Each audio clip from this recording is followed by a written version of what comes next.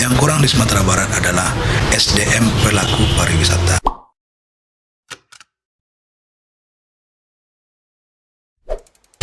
Assalamualaikum warahmatullahi wabarakatuh. Permisa Sangga TV, TV-nya Urang Bukit Tinggi. Kali ini saya sudah bersama dengan Pak Azmi sebagai tenaga ahli Gubernur Bidang Pariwisata. Selamat pagi Pak, apa kabar? Alhamdulillah baik-baik sehat. Baik Pak, mungkin bisa diceritakan bagaimana profil Bapak sehingga akhirnya menjadi tenaga ahli Gubernur Bidang Pariwisata Pak. Ya, Assalamualaikum warahmatullahi wabarakatuh. Waalaikumsalam. Kalau untuk profil sampai kita menjadi tenaga ahli pariwisata di Provinsi Sumatera Barat, ya dikarenakan basic saya memang di pariwisata, kuliah saya pariwisata, kemudian pengalaman saya 27 tahun di Bali dan 8 tahun di Amerika di bidang pariwisata. Ya, khusus pariwisata. Memang kesarjanaan saya pun di pariwisata. Gitu. Bagaimana menurut Bapak tentang pariwisata di Bukit Tinggi sekarang, Pak? Ya, dibanding sewaktu saya masih jadi guide dulu, memang kalau untuk mancanegara, untuk turis mancanegara kita berkurang ya. Tapi kalau untuk domestik tetap Bukit Tinggi menjadi primadona untuk destinasi wisata di Sumatera Barat. Malahan kalau ada semacam tanda kutip ya, kalau belum ke Bukit Tinggi berarti kita belum ke Sumatera Barat. Nah itu. Jadi Bukit Tinggi adalah destinasi wisata utama di Sumatera Barat. Iya, benar. Tapi apakah pandemi menjadi berkurang atau bagaimana untuk pariwisata? Sejauh ini kalau yang saya lihat untuk Bukit Tinggi cuma di awal ya 2020 ya memang berkurang.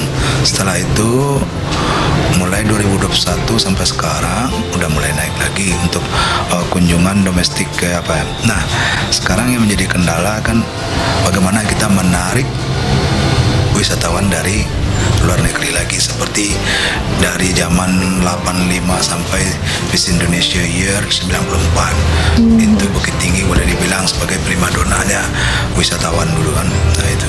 Profil Bapak nih selama Bapak sampai akhirnya jadi tenaga ahli gubernur ini apa tuh Pak? Gini, saya bujangan dulu sekolah saya dulu di pesantren di Candung. Kemudian sewaktu sekolah saya sering jadi guide karena di kampung saya banyak bule yang tinggal di sana dulu. Kita belajar bahasa Inggris, kemudian saya kursus bahasa Inggris. Dulu ada di Tengare namanya Central International English Course itu atau C3 kata orang dulu, Central International English Course. Nah, saya dulu di Central kursus dulu. Nah, kemudian sorenya saya jadi guide, cari-cari bule dulu.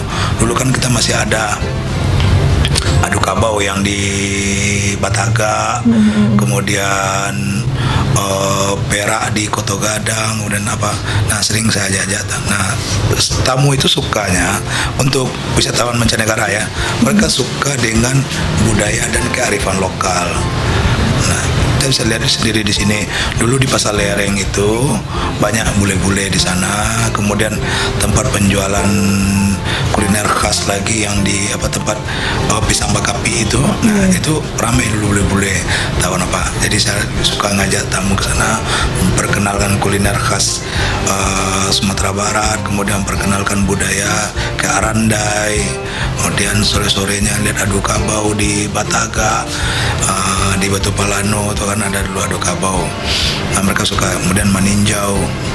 Itu Bukit Tinggi sendiri dulu jarang hotel yang kosong dengan tamu mancanegara. Nah, 91 akhir setelah tamat pesantren saya ke Bali. Ya, karena basic kita memang dari pesantren dan jadi guide, otomatis saya tinggal di Bali, di musola dulu pertama, musola, kemudian sorenya jadi guide. Nah, pas masuk azan, saya tinggal dulu di daerah Sanur ya. Azan kita ngajarin anak-anak ngaji, kemudian malamnya cari tamu lagi, cari bule lagi. Alhamdulillah terkumpul duit masuk kuliah. Kemudian di masuk saya kuliah dulu di Manajemen Pariwisata Indonesia atau MAPindo. Saya gelombang pertama, nomor pendaftaran saya masih waktu itu 0007. Jadi mahasiswa nomor 7 saya mendaftar di MAPindo dulu waktu itu. Kemudian alhamdulillah rezeki dapat beasiswa Amerika. Alhamdulillah. Ya, sempat 8 tahun di Amerika. Saya kuliah, kemudian kerja di sana. Tahun 2000 saya pulang.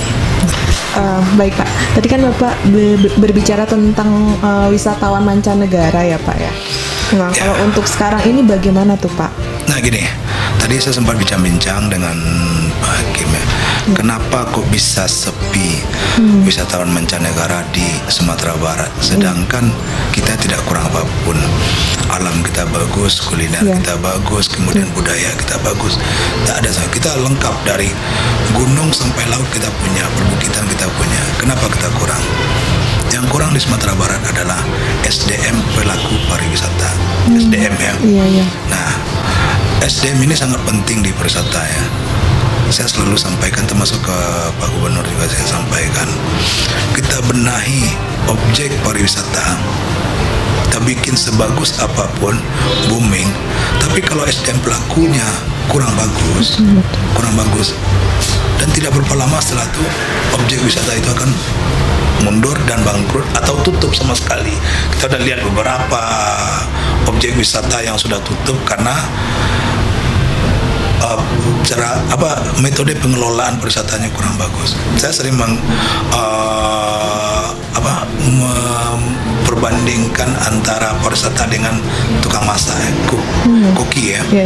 Nah, kebetulan saya adalah waktu di Amerika saya jadi chef dulu juga di sebuah perusahaan kapal pesiar namanya Carnival Cruise Line. Saya jadi chef di sana. Jadi pariwisata ini dengan masak itu sangat dekat ya Pak ya. Dekat dan erat hubungannya. Berhubungan sekali. Orang pelaku pariwisata kalau mereka tidak tahu menjalankan pariwisata, lama-lama orang bosan dan pergi dan tidak akan kembali lagi. Karena image dasar dari pariwisata itu adalah keramah tamahan, kemana kita greeting, grooming kita kemudian bagaimana kita menghandle, termasuk menghandle komplain pun ada caranya di pariwisata.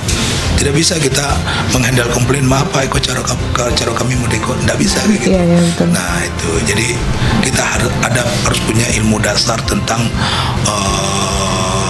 pariwisata atau disebut juga dengan hospitality. Nah itulah ilmu hospitality ini adalah ilmu dasar tentang pariwisata. Saya kuliah di sana di Amerika untuk belajar ilmu dasar pariwisata, baik greeting, grooming, smiling, apa semuanya itu. Bagaimana kita handling komplain itu. 4 semester khusus untuk belajar senyum, greeting, grooming. 4 semester awal itu. Jadi itulah ilmu dasar pariwisata. Memang harus ditingkatkan. Harus ya, SDM kita harus ditingkatkan. Kita nggak usah dulu berbicara objek kita akan bangun ini bangun itu, jangan. Kita benahi dulu SDM kita. Kalau SDM kita udah siap, baru kita bikin apa. Ibaratnya kita mau bangun rumah, bikin dulu pondasinya yang bagus, kuat. Udah kuat pondasinya, baru bikinlah ke atas. Iya, betul sekali Pak. Nah, bagaimana menurut Bapak tuh supaya SDM kita tuh bisa berkembang ke depannya Pak? Nah, dulu ya, sewaktu saya baru nyampe di Bali tahun 91, saya ketemu langsung dengan Pak Ida Bagus Oka. Pak Ida Bagus Oka adalah gubernur Bali di zaman itu kan. Pak Ida Bagus Oka pernah cerita sama saya, beliau sering keliling ke pantai Sanur, pantai Kuta. Beliau tanya, kamu dari mana? Saya orang Padang. Oh ya, kami kami lagi mengirim tenaga ke Sumatera Barat untuk studi banding tentang keramah tamahan Sumatera Barat. Berarti di zaman dulu, di zaman tahun 90-80-an itu Sumatera Barat terkenal dengan keramah tamahannya. Nah, mereka kirimlah orang untuk studi banding, kemudian dibawalah orang-orang kita untuk mengajarkan tentang keramah tamahan ke Bali. Nah, setelah mereka pegang teguh sampai sekarang. Saya menetap di Bali 27 tahun, betah di Bali 27 tahun karena kenapa? Di sana kita aman, kemudian kita nyaman, kemudian orang-orang sana ramah, tempat mereka bersih. Toleransi juga. Toleransi sangat tinggi. Ya betul sekali Pak. Nah, mereka belajar ke kita tentang keramah tamahan. Mereka pegang teguh keramah tamahan. Tapi kita yang ngajari meninggalkan itu, kan aneh. Iya Aneh. betul. Kita misalnya ada orang datang dari luar daerah, parkir kena 20.000. Kemudian pernah juga ada teman saya dari Bali ke satu objek wisata di pinggiran kota Bukit Tinggi. Nah, parkir pertama kena 50.000. Kemudian mau pergi lagi diminta lagi parkir. Nah, teman yang saya ajak ini adalah orang PHRI-nya Bali.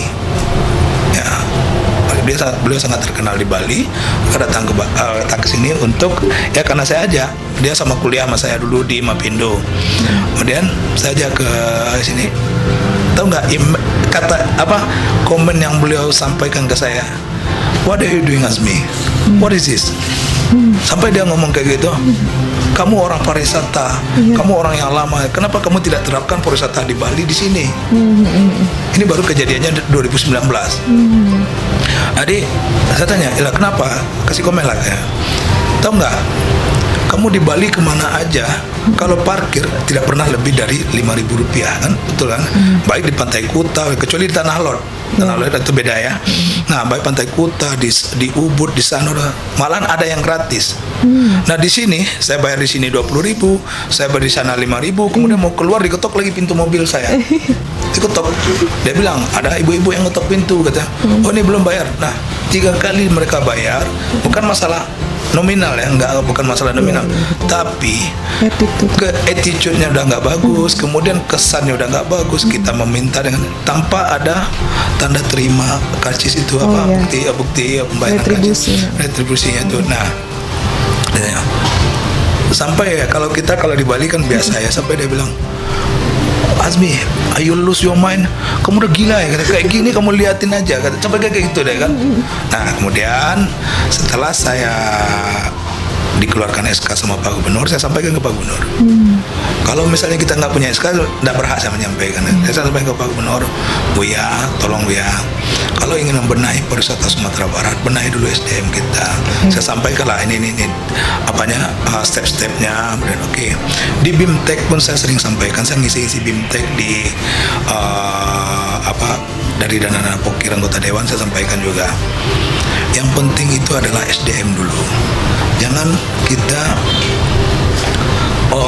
fokus dengan mengembangkan objek wisata yang ke arah ini booming. Lihat Pak, kita lihat aja banyak objek wisata di Sumatera Barat atau di Bukit Tinggi ini yang baru-baru dibangun, booming ya, booming. Kemudian tunggulah beberapa hari lagi atau tunggu berapa bulan setelah itu. Dan menurun lagi. Menurun lagi, malahan ada yang tutup. Tutup. Jadi, karena mereka tidak tahu cara menghandle tamu. Kemudian contoh kita di rumah makan Padang itu udah kita terapkan. Kalau Anda puas, sampaikan kepada teman Anda. Kalau Anda tidak puas, sampaikan ke kami. Jadi kita terapkan di pariwisata kayak gitu. Kita puas, Kalau tapi orang udah pergi, gimana mereka menyampaikan ke kita kan? Mereka akan nyampaikan ke orang lain. What is it? Sumbar. There's nothing. Kan mereka akan ngomong gitu. Nggak ada apa-apa di Sumatera Barat. Karena kita nggak ada sama sekali menghargai pendatang. Kemarin itu Bali ada desanya terbersih di dunia. Pelipuran itu desa terbersih di dunia. Dulu tahun 92 saya pernah di sana, KKN di sana, melatih warga sana untuk belajar bahasa Inggris dari sana. Jadi mahasiswa-mahasiswa diarahkan ke sana. Sekarang mereka punya brand desa terbersih di dunia pelipuran. Iya benar. Nah, kenapa mereka kayak gitu? Mereka pegang teguh. Apa yang pernah kita ajarkan mereka pegang teguh. Nah, mereka ada namanya program pelatihan, pendampingan, dan pembinaan. Kalau di sini kan kita selalu, kalau dari pemerintah punya program pelatihan di sana, tapi tanpa ada pendampingan, tanpa ada pembinaan. Jadi kita latih masyarakat itu untuk paham pariwisata, paham apa itu apa. Kemudian kita dampingi sampai mereka bisa. Setelah mereka bisa, baru kita bina mereka supaya mereka, atau sekurang-kurangnya kita kasihlah sertifikasi. Oh, mereka udah bisa dilepaskan. Lepaskan sendiri, nggak usah didampingin lagi gitu. Nah, Hal kayak gitu sudah diterapkan di sini? Belum. Belum. Nah, terakhir nih Bapak, mungkin strategi Bapak ke depannya terhadap pariwisata dan harapan. Strateginya kebetulan saya sekarang sebagai koordinator di bidang hospitality di TPP Desa Wisata. TPP itu adalah Tim Percepatan Pembangunan Desa Wisata Sumatera Barat. Kemudian saya koordinator bidang hospitality. Hospitality seperti yang saya bilang tadi adalah ilmu dasar tentang pariwisata, tentang keramah tamahan, SDM lah pokoknya ya. Nah, saya lebih memfokuskan untuk pengembangan pariwisata Sumbar ini dengan hospitality-nya. Kita benahi dulu hospitality-nya, kemudian di saat bersamaan mulai kita bentuk program. Seluruh pariwisata harus ada konsep, konsep SDM-nya kayak gimana, konsep pembangunannya kayak gimana. Kemudian jangan lupa seperti yang saya bilang tadi, Sumbar ini sangat kaya. Jangan tinggalkan kearifan lokal. Tetap kearifan lokalnya, baik di budaya, kuliner atau seninya, tetap kita pakai. Dulu kita di kebun binatang itu kan ada kayak amphitheater ya, sering ada pertunjukan seni sana. Kemudian di Bali, kenapa saya bilang Bali terus selalu bilang Bali? Karena saya 27 tahun di Bali. Bali adalah kiblatnya pariwisata di Indonesia. Iya, betul sekali Pak. Di Bali itu, di desa-desa mereka punya pertunjukan seni yang siapa aja bisa datang. Mereka tidak pungut biaya. Kadang-kadang mereka yang dipungut biaya adalah di Tanah Lot. Itu ada amphitheaternya untuk pertunjukan tari kecak itu. Nah, itu kemudian di Nusa Dua di BTDC, Bali Tourism Development Center itu. Nah, mereka punya itu amphitheater. Dasarnya pertunjukan seni ya. Tapi mereka harus bayar untuk melihat itu ya. Sumbar pun bisa kayak gitu. Kita punya randai, punya silek, punya saluang, punya rabab, itu bisa. Kesenian kita juga bisa dimanfaatkan. Nah, kuliner kita, jangan lupa kuliner kita, masakan terenak di dunia itu adalah masakan Sumbar ya. Nah, rendangnya apa semua, kita bisa tampilkan. Tapi benahi dulu SDM-nya. Baik Pak, mungkin sekian perbincangan kita. Terima kasih. Sekian dari saya dan Pak Azmi, sampai jumpa.